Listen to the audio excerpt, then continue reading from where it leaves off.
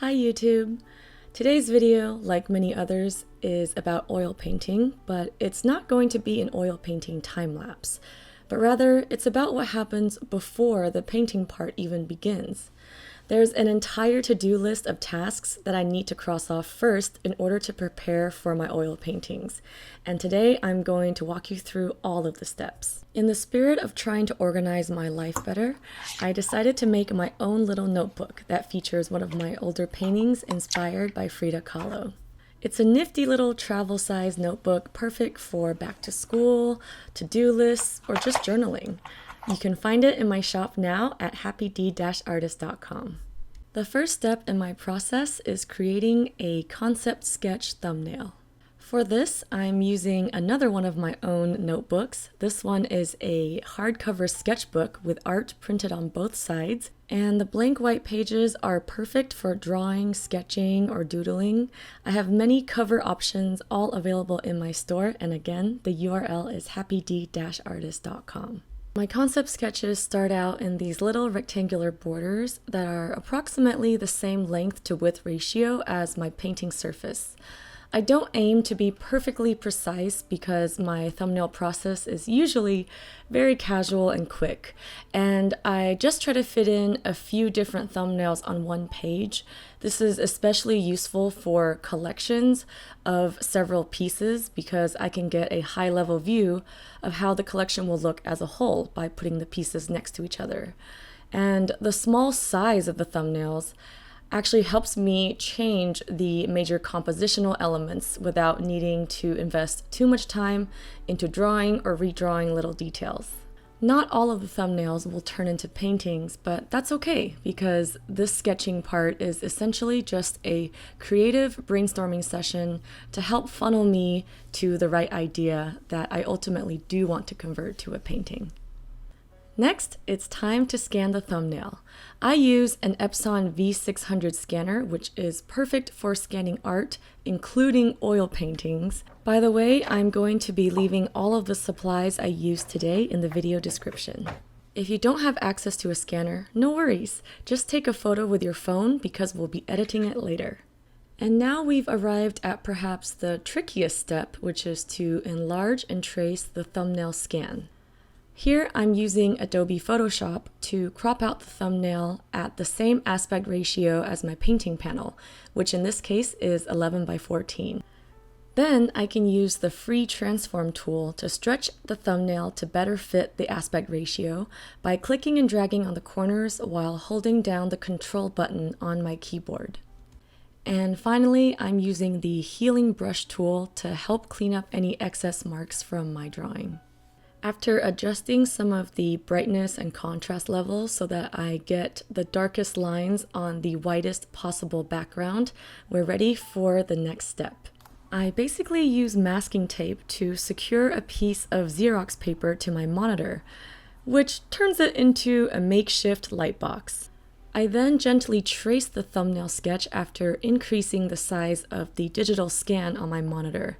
I know this might seem weird and a bit excessive, but you'll see why later, I promise. And after removing the pieces of tape, we are ready for the next step, which is creating a detailed version of the line art. Since we essentially have an enlarged, lighter version of the concept sketch now, it's time to fill in all the little details and create a line art that will ultimately serve as almost a coloring book outline for the final piece. This step is especially useful for my recent illustrative style of paintings that involve lots of smooth lines and clean, well-defined shapes. Back in the day when I made more traditional style of oil paintings, I could pretty much just start with a blank canvas with no planning at all, since I could always tweak and cover up mistakes as I go. But with this new style, it helps to have all of the details planned out and predefined from the get-go, since covering up mistakes is not so easy when all the elements are laid out fairly flat. After finishing the line art, it's time to scan once again. And using the same process as the thumbnail sketch, after scanning, I'm going to crop the line art to 11:14, clean it up, and edit the values to get black lines on a pure white background. This step is my favorite because it's the most fun, although I think it's optional, and that is to create the digital color mockup. I'm using Photoshop once again, this time on my Surface Book laptop, which comes with a touchscreen and stylus that makes it great for digital painting. I basically color in the line art to experiment with different color schemes and test out how the colors in my mind translate onto the actual composition of the piece. This extra step, while it's time-consuming, has greatly helped me in making the oil painting process go so much smoother. It's a lot easier to press Ctrl-Z to fix a mistake in digital painting than it is to wipe away and cover a mistake in oils, especially with this more illustrative style. Next, I'm going to resize and print the line art to get it ready to transfer onto my panel. I basically cut the 11 by 14 line art into two 8.5 by 11 pieces so that I can print them using my laser printer, which only supports letter-sized Xerox paper. If your printer can handle bigger paper, you can just print this in one piece. And finally, it's time to transfer the line art onto the panel. Since my basic laser printer enforces a margin, I have to first crop the margins off of the two prints using a paper cutter, but scissors also work just fine. Next, I align the two pieces together so that they reform their original 11 by 14 size. And then I use masking tape to secure the two pieces to each other and overall to the panel. I then slip in a piece of graphite-coated transfer paper in between the line art and the panel.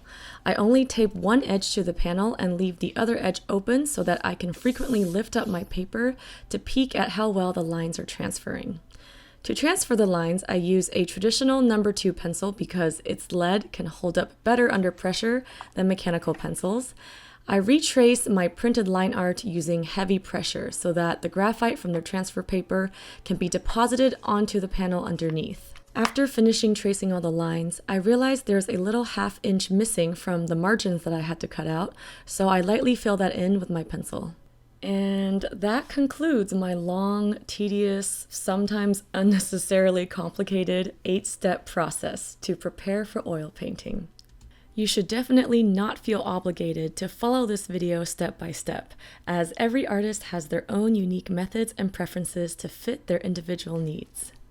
In fact, I almost wanted to make this video not just to serve as a tutorial, but to give you guys a glimpse into a part of the creative process that often goes unseen, because prep work isn't nearly as glamorous or interesting as the actual painting process itself.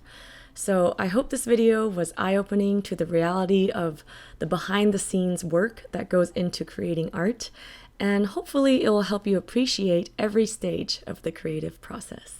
And real quick before I go, for those of you who don't know, I have a summer print sale going on, so for a limited time you can get 20% off of your order of prints by using the code SUNSHINE at happyd-artist.com, and the sale will end July 31st. Today's video is brought to you by Skillshare, an online learning community for creators with over 25,000 classes in drawing, painting, design, and more. Their premium membership gives you unlimited access to high-quality courses from experts working in their fields, so you can improve your skills, unlock new opportunities, and do the work you love. Whether you want to fuel your curiosity, creativity, or even career, Skillshare is the perfect place to keep you learning and thriving in 2019. Here are 2 classes that I think are great for beginner artists. The first is a fun and colorful class teaching the basics of how to paint with gouache. And this one focuses on how to create beautiful digital illustrations using the iPad Procreate app. Skillshare is also super affordable as their annual subscription is less than $10 a month. Join more than 7 million creators learning with Skillshare. For a 2-month free trial of Skillshare Premium, just check out the link in my video description. And if you're interested in learning more about how to paint and draw, I have lots of art educational content on my Patreon page, including exclusive video tutorials, step-by-step photo tutorials, live streams, podcasts, and so much more, all available at patreon.com/happydartist. I'd love to have you join my Patreon family. Thanks for watching, and I'll see you in the next one. Bye!